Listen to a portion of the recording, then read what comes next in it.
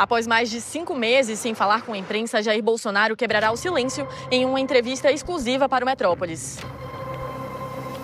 De que o Alexandre de Moraes está tão cagado com essa história do Banco Master que ele falou, opa, eu vou dar entrevista e vou trocar as manchetes? Não. Deixa as manchetes do Xandão rodarem. E vou te falar, a situação do Alexandre de Moraes não tá boa. Esse talvez seja o maior escândalo de corrupção do Brasil. Talvez. Dizem, inclusive, que o Vorcaro do Banco Master era o Jeffrey Epstein aqui do Brasil. Um cara que organizava umas festas, etc. Será? Após mais de 5 meses sem falar com a imprensa, Jair Bolsonaro quebrará o silêncio em uma entrevista exclusiva para o Metrópolis. Diretamente da Superintendência da Polícia Federal, o ex-presidente estará frente a frente com o colunista Paulo Capelli e você verá tudo na íntegra e sem cortes. Em um programa especial em nosso canal do YouTube, além da entrevista completa, os nossos analistas vão analisar os principais pontos da conversa prevista para durar cerca de 1 hora. Entrevista com o ex-presidente Jair Bolsonaro. Enfim, aí tem a propaganda da parada, né? Já que a gente tá falando de bolsonarismo, eu vou te contar uma coisa. O meu amigo Davi Valência, lá de Sergipe, me mandou isso daqui. O irmão do Zezé de Camargo, o Wellington Camargo, né? Será que foi ele que foi aquele que foi sequestrado, que perdeu a orelha? Não sei, né? Ele garante, ele vai ser candidato a deputado federal pelo PL, e ele garante que ele conhece bastante o Sergipe. Só que ele fala que ele tá morando numa cidade que não existe. Vamos ver isso aqui junto. Dá uma olhada aqui, ó. Dá uma olhada aqui, ó. Vamos lá. Vai lá, Wellington. Mostra que você, cara, você ama o povo sergipano. Ele nem precisa disso. É só falar, eu amo Bolsonaro. Tá eleito. Vamos ver aqui, ó. Vamos lá. Na verdade, esse é um sonho, né? Eu tive morando aí por 2 anos em Jabutirama. Ainda tenho a minha residência em Jabutirama. E conheço todo o estado de Sergipe, conheço Telha, conheço Dores, conheço Itaporanga, conheço todo o estado de Sergipe. E assim, conhecendo o estado de Sergipe, eu conheci algumas necessidades. Inclusive conversando com algumas lideranças políticas, né, vereadores, prefeitos, tendo conversas mesmo. Mas não é um sonho de agora, não. Inclusive, eu estive aí, há muitos anos atrás, conversando uma possível pré-candidatura, na época, com um ex-senador da República. Estive aí conversando com ele, nós resolvemos, por algum motivo, abortar o projeto, e agora estou com meu amigo, com Rodrigo Valadares, e eu acredito o seguinte, tudo aquilo que é para poder fazer algo de benéfico para as pessoas, para o cidadão, frase genérica, é bem-vindo. Tá bom. E as pessoas, os moradores desse estado maravilhoso que eu gosto tanto que decidi comprar residência aí, eles me receberam com os braços abertos, sempre onde eu vou, o público é em massa. Eles me receberam muito bem. E graças a Deus... O público é em massa. Cara, tô no PL, mano, tô com o mito, já era, tá eleito. Seu irmão do Zezé de Camargo, tá eleito. Até com esse cabelo, né, o cabelo dele faz um coração. Você reparou, faz um coração. Ai, que amor. Né? Acabou, não precisa nem falar onde Zezé. Eu moro aqui em São Paulo, eu moro em Esburiti-Mamadens. É uma cidade aí de São Paulo. Pronto, eu falo qualquer coisa aí, já era. É isso aí. E tem outra aqui também, já que estamos falando de bolsonarismo, antes de falar do Jair Bolsonaro, que, ô Léo, confere isso, tá? Se não é fake news. Parece que o Nicolas Ferreira finge que a imagem travou, é isso? Deixa eu ver isso aqui. Vamos ver se é verdade isso aqui, né? Vamos ver se é fake news. Eu vou reagir junto com você, ó. Tá lá com o Cláudio, né?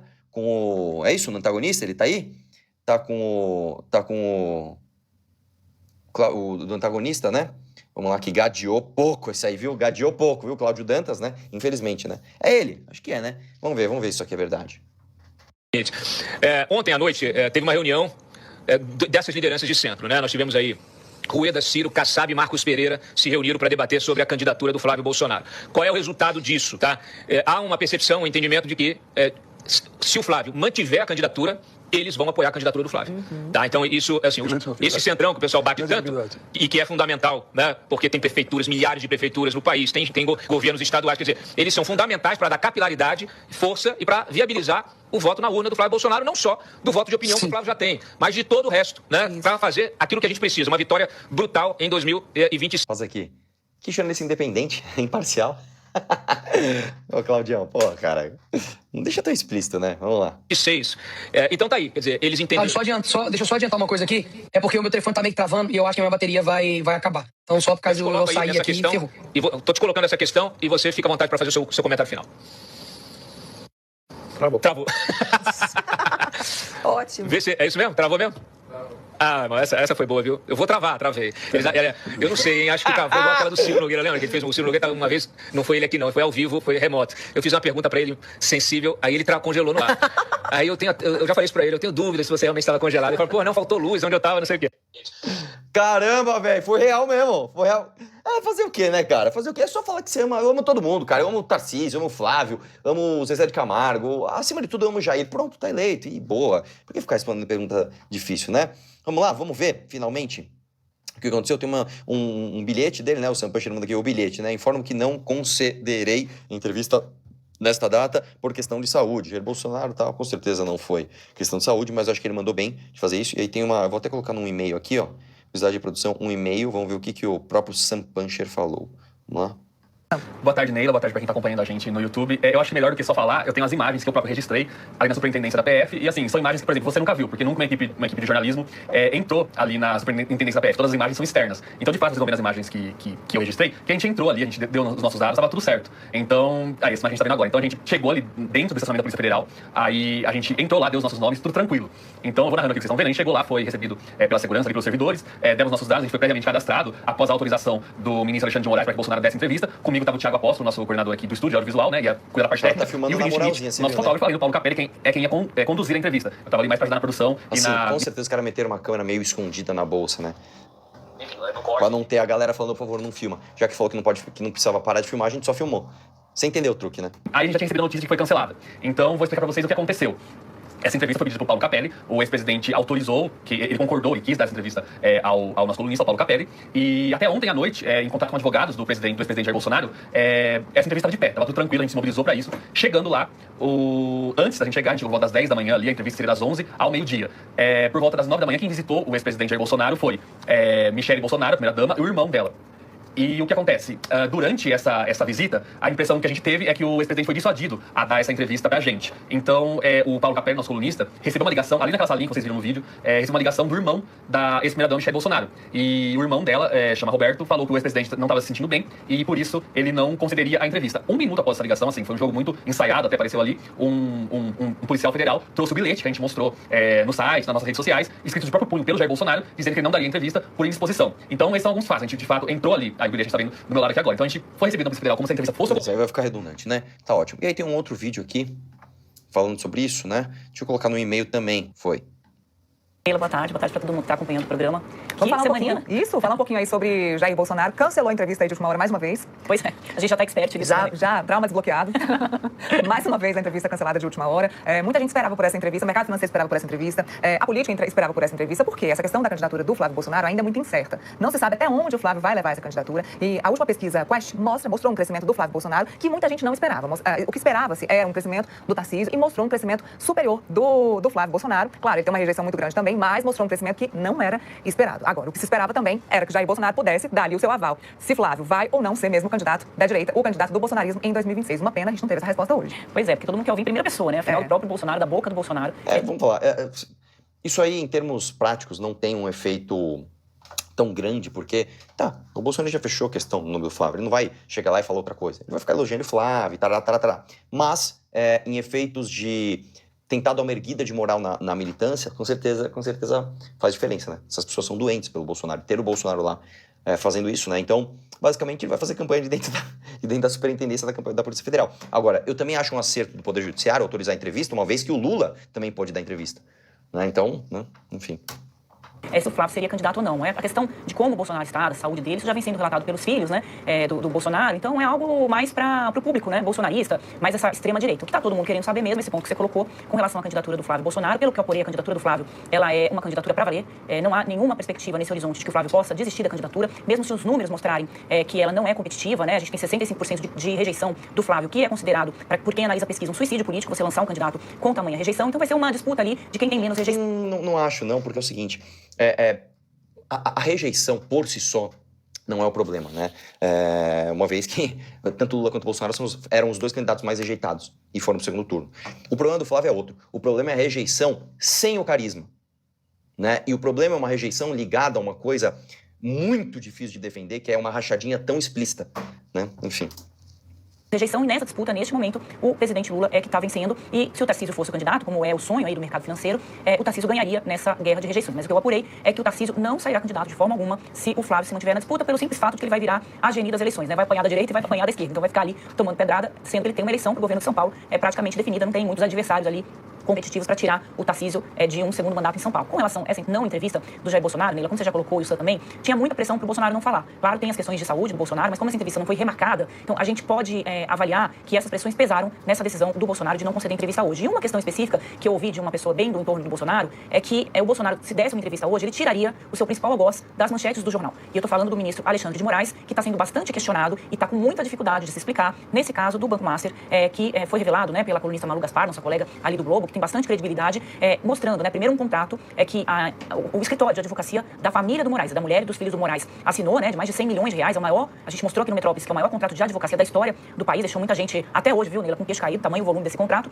E também, agora veio à tona, né, uma eventual pressão do ministro do Supremo Tribunal Federal em cima do Banco Central para que eles ajudassem o Banco Master. Então, esse pagamento, afinal, vultuoso seria para que o ministro conseguisse que o Banco Central não liquidasse o Master? Me parece que é isso, porque até agora ninguém sabe, ninguém viu o que foi que o escritório de advocacia da mulher do Moraes, que é um escritório completamente relevante, ninguém sabe que tipo de causa esse escritório atuou, nem para o Vorcaro, nem para outros. Ele não está entre os grandes escritórios de advocacia do país. Então, este seria o serviço prestado, o ministro do Supremo tentar pressionar o Banco Central para evitar a liquidação do Master. Então, essa história está muito complicada, ninguém está... Caramba, meu. Metrópole foi lá e pôs o dedão na ferida, hein? Enfim, fica de olho que a gente vai falar sobre isso, tá? Explicando isso, se esperava de uma parte dos bolsonaristas, Neila, que o Bolsonaro não desse entrevistas, inclusive para que não tirasse o Moraes da manchete. Agora tem uma coisa curiosa, viu, Neila? Que até agora muitos bolsonaristas também não entenderam, mas eu tenho um palpite, a gente pode falar sobre isso no decorrer do programa, é que a família Bolsonaro está silenciosa, não está tripudiando em cima dessa virada aí que o Moraes, né, Lógico que não. No final do ano. Será que tem coisa de Tarcísio, de Flávio, de aliados do Centrão? Será? Você vai ver em breve. Porque, claro, ele está questionado, já começa esse processo, né, de desgaste de uma questão ética e também de advocacia administrativa, que envolve isso, uma questão muito grave que a gente está falando, mas a família Bolsonaro, que todo mundo esperava que nesse momento, né, iria saborear, né, o infortúnio do seu principal algoz, está quietinha ali, viu, Neila? Estão quietinhos e tem algum motivo?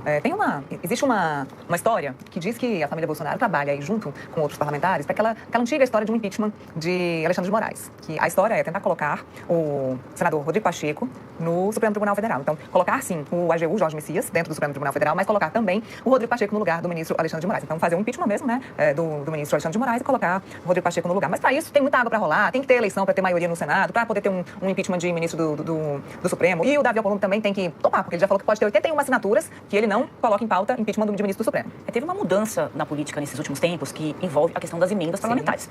Mexe comigo, mas não mexe com o meu bolso. É isso que o Congresso reage. Então, isso pode fazer... Posso falar? Bela matéria do Metrópolis, hein? As jornalistas estão bem ácidas. Você tem toda razão, é muito difícil avançar em impeachment de ministro do Supremo, mas é o Supremo quem está atacando o Congresso, principalmente na questão do bolso e num ano pré-eleitoral eleitoral. A gente vai entrar em 2026, então pode vir ali uma reação do Congresso nesse sentido de tentar dar um susto ali no Supremo, para que o Supremo também recue dessas investigações envolvendo emendas parlamentares. Porque o que o Congresso diz, Neila, é que o que está sendo investigado é uma atribuição exclusiva do Congresso, é a forma como eles enviam os recursos para os estados e municípios. Que o Congresso diz que quer investigar caso de corrupção, fique à vontade, vai pegar lá na ponta e comprove que tem parlamentares recebendo dinheiro para enviar emenda para esse ou para aquele município. E isso tudo bem, eles não se importam. O problema é quando você quer mexer no mecanismo de como eles decidiram distribuir estes recursos. E isso está incomodando muito, não só a Câmara, quanto o Senado também, principalmente porque vem ali do ministro Flávio Dino, que é um ministro que foi indicado, né, pelo presidente Lula, é um ministro político, né? Ele foi governador, foi ministro da Justiça. Então, para o Congresso há um entendimento de que o Palácio do Planalto está operando para fragilizar o Congresso Nacional. E aí eles dizem, olha, teve operação aqui dentro do Congresso, dentro do gabinete do presidente da Câmara, mas não teve operação no Ministério das Relações Institucionais e recebeu as listas e é o governo quem manda pagar, né, as emendas. Então o Congresso propõe e o governo aperta o botão ali para fazer o dinheiro entrar no caixa das prefeituras. E eu tô falando aqui do orçamento secreto, não são emendas impositivas, né, que o governo é obrigado a pagar. Então eles dizem por que o Dino também não mira, né, o seu olhar ali pro Palácio do Planalto, pro governo e também para os recursos próprios dos ministérios, porque os ministérios trabalham com as emendas parlamentares e também têm recursos próprios, que eles só mandam para quem interessa politicamente. E isso o Supremo não tá vendo. Então isso tudo mexeu muito com o Congresso, tem uma revolta muito grande ali. E o senador Davi Alcolumbre, né, também está no foco aí da Polícia Federal com essas investigações ali do Beto Louco, né, que é a Operação Carbono Oculto. Então, eles têm uma carta na manga para poder reagir e agora eles têm motivos para poder discutir um eventual impeachment do ministro Alexandre de Moraes, que não consegue explicar por que é que ele foi procurar o Banco Central para supostamente tratar do Banco Master. E aí a gente pode, Neila, falar um pouquinho da nota que o ministro soltou hoje, e a gente está falando isso e tem tudo a ver com a entrevista do Jair Bolsonaro, porque, voltando aqui, tem uma parte dos bolsonaristas que defendiam que o Bolsonaro não desse entrevista para que ele não ocupasse o noticiário, para que deixasse o Moraes ocupar um pouquinho essas manchetes policiais, digamos assim. Mas a nota do ministro Alexandre de Moraes veio 24 horas depois que essa denúncia veio à tona, né, que esses questionamentos sobre a conduta do ministro vieram à tona, e por coincidência, junto com a nota do Banco Central. Então, peguei aqui os horários. A nota do Alexandre de Moraes saiu às 9h26 e a nota do Galípolo, que é o presidente do Banco Central, que na verdade não é do Galípolo, saiu às 10h47. O que diz a nota do Banco Central?